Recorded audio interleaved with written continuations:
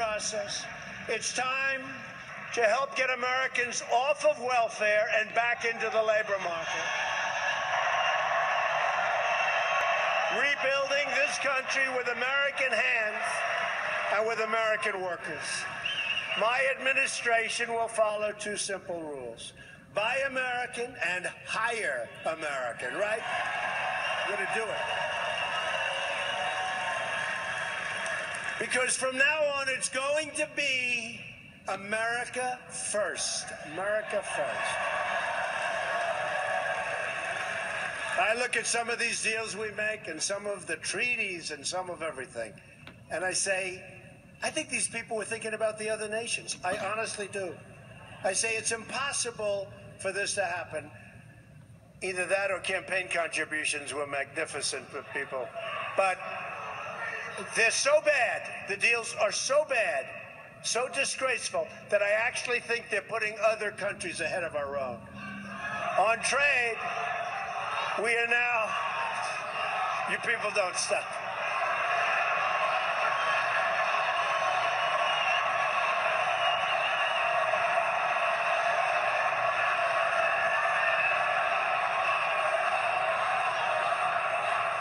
So I used to say, when I used to hear this chant, let's just win on November 8th. But now we've won, right? We've won. Big league. So anyway, you're now running a nearly $800 billion annual trade deficit. I say, who makes these deals? Who? Now think of it. I have friends in here that are business people. Who makes these deals? $800 billion. America has lost 1/3 of our manufacturing jobs since NAFTA. We've lost 70,000 factories. Think of it, 70,000. It's like, doesn't even sound like it's possible. And I know it's right because I've said it for the last month and a half, and they never corrected me, so it has to be. Because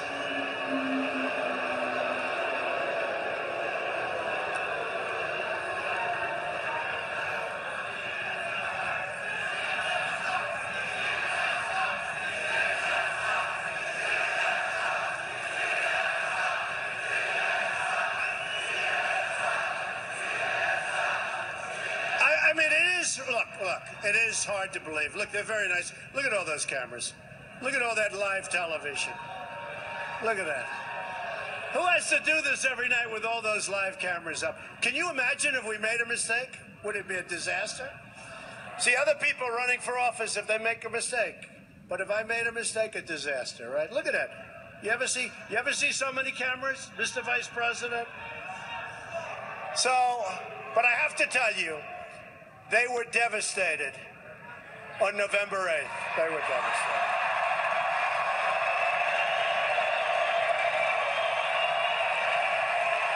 They were devastated.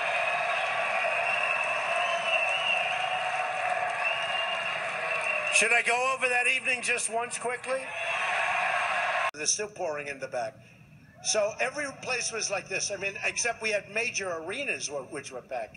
And then we'd have 20, 30,000 people outside. They couldn't get in. So I said it didn't make sense to me. It didn't make sense, but that's okay. Because, you know, like they say in football and in sports, he left nothing on the table, nothing on the field, all right? So it was okay. Because for the last month, I decided not to do interviews because they give you interviews and they chop up your sentences and they cut them short. You'll have this beautiful flowing sentence where the back of the sentence reverts to the front, and they'd cut the back of the sentence off, and I'd say, I never said that. So I said, you know what, I'm not going to deal. They're very dishonest people. I said, no. I said, I'm not going to deal with it. And all I did for 1 month, I do 2 and 3 and sometimes 4 speeches a day, rallies, like this, massive crowds, right? And they'd call, can we have an interview of Mr. Trump? I said, watch me with the speech. Tell him, watch me. And whatever you want to take, you can take, all right? But watch me with the speech. So we did 3, 4 days. And I'll tell you what, that's tough stuff. So I did 3 a day, a couple of 4s. And I always had in mind the last 2 days, and even the last three. But on the last three, or the third, I was going to do 5. And then I was going to do 6 and 6. Now, when you do 6 speeches where you have 10, 15, 20, 25, even 30,000 people, that's not so easy, okay? Good stamina, high energy. Do you agree? High energy. So I did the 3 a day and a lot of speeches. No days off. There was no Sunday off. Although I did go to church whenever possible. I did go to church. But no days off. And then we got down to the last 2, and I did 6 speeches. They know. These guys do. They were exhausted, the press. And then on the 7th day, which was, you remember, Monday, right? I did 6 speeches. And then I heard that my opponent, does anybody remember my opponent? No? They don't remember. They don't remember.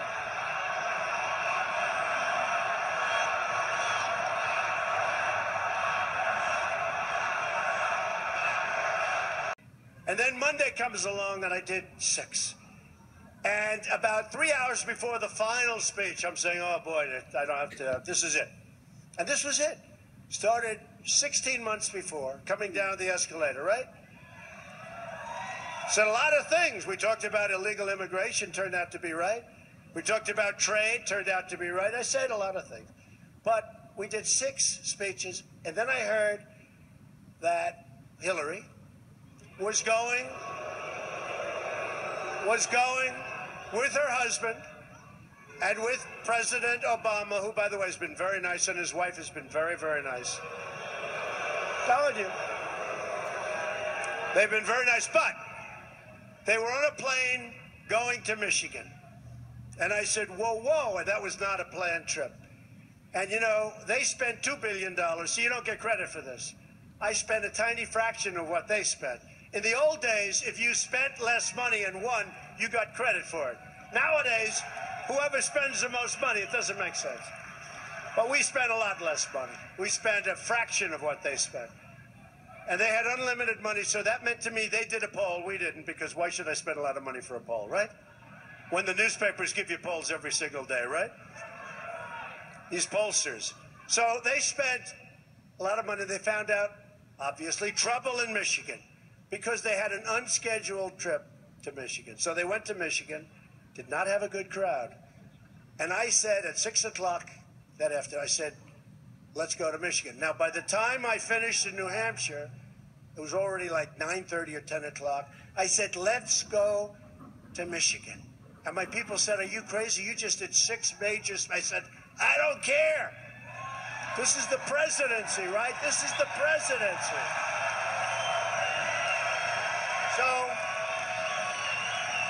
So we went to Michigan with no notice, with like a tweet. We went up.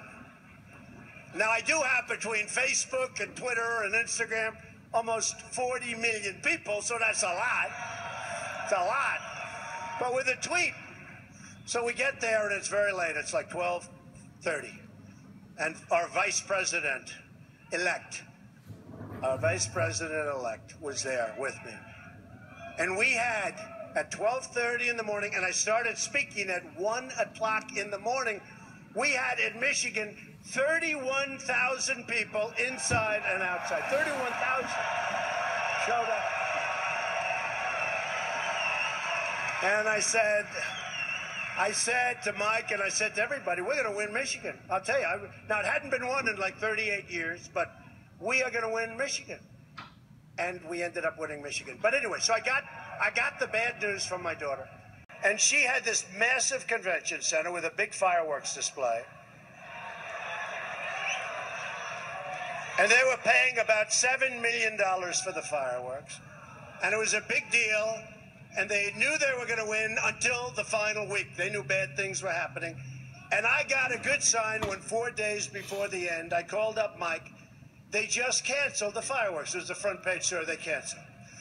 Now, usually you cancel fireworks because you don't want fireworks if you're going to lose, right? Did anybody ever use fireworks if they're going to lose? Governor, In the history of elections, if you lose, you don't set off fireworks, right?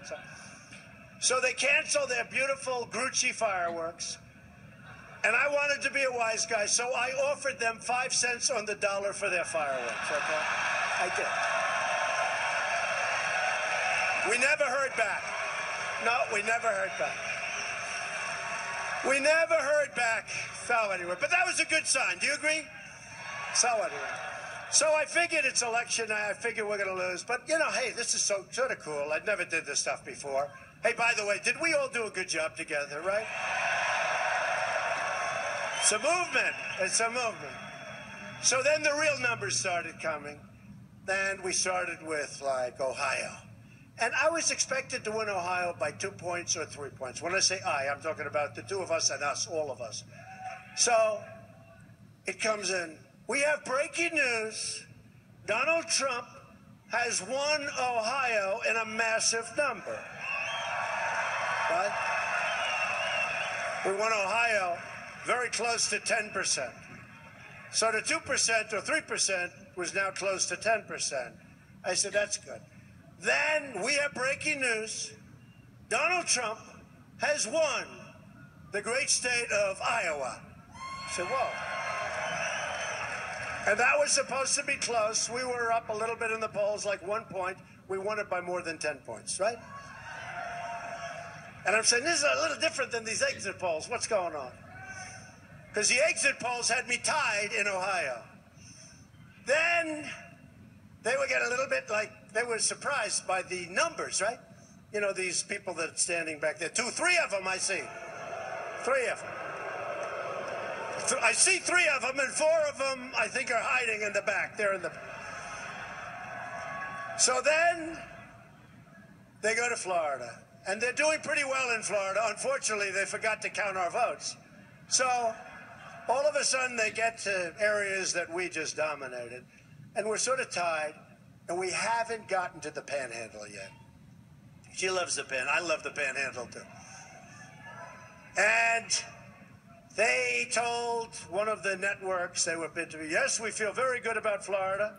Florida is going to be ours. And North Carolina will be ours. That's the firewall, North Carolina. Ladies and gentlemen, we have breaking news. Donald Trump has won the state of Florida. Right? Now, they spent 10 to 1 in North Carolina. I love that state. We won South Carolina easily, but North Carolina was supposed to be something that's very hard to win, right? Very, very hard to win. Ladies and gentlemen, we have breaking news. And you see these people, they're going like, oh, my God. One of the networks is going, ladies and gentlemen, we have breaking news, Donald Trump. They're like in a state of absolute, like they're getting sick. One of them, they say, broke down and started to cry, but I don't think she did, really. I don't think she did. So they go, ladies and gentlemen, Donald Trump has won the state of North Carolina. Hey, now they're going home. Now we're running up the East Coast. I mean, it's like a marathon. It's like, and now we hit Pennsylvania, and they don't want to call it, right? You saw that. They don't want to call it. So we're left with 1%. And if they got 100% of that 1%, they still get killed in Pennsylvania. Now, Pennsylvania was tough because every Republican forever thought they were going to win the great state of Pennsylvania, right? They said, not me, the bride that got away. That's the expression. It's always the bride that got away. Pennsylvania, great state. And I said, we're going to win Pennsylvania, but I keep thinking about every time you see the Republicans are going for 38 years or something, they hadn't won Pennsylvania. So it's one of those states, very, very tough to win. But I just felt so good. We're getting these massive crowds. In fact, we're going there in 2 days to celebrate. Hershey, Pennsylvania. We're going to Hershey. A big crowd. So Pennsylvania, they don't want to call it. They don't want to call it. There's like 1% left. And there's no way they can catch it. And I'm looking. And I'm starting to do interviews now because now I'm thinking, boy, this is fun. This is great. I can't lose Pennsylvania. But they refuse to call it because they're dishonest people, okay? So, it's all right. So then we go up the coast, and then it happened, right? Before Pennsylvania, even though they should have done Pennsylvania at about 11:30 in the evening. Of course, there's two reasons. Number one, they like the commercials because the audience they had that night was massive. The debates, did I win those debates, folks? Right? The debates had a massive, over 100 million people.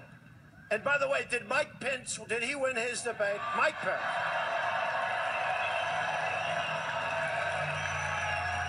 That wasn't even a contest. In fact, Mike, it actually got boring. That was not even a contest. So then it happened, folks, out of nowhere. Oh, and they got sick. They were like, he was throwing up. You know, with the map, bing, bing, bing. Boy, that map was getting red as hell. That map was bleeding red. Florida, South Carolina. And before that, remember, Texas. They said, for 3 months, Texas is in play. Texas, that means we're like even. And Republicans win Texas. Even if you're a lousy candidate, you win Texas.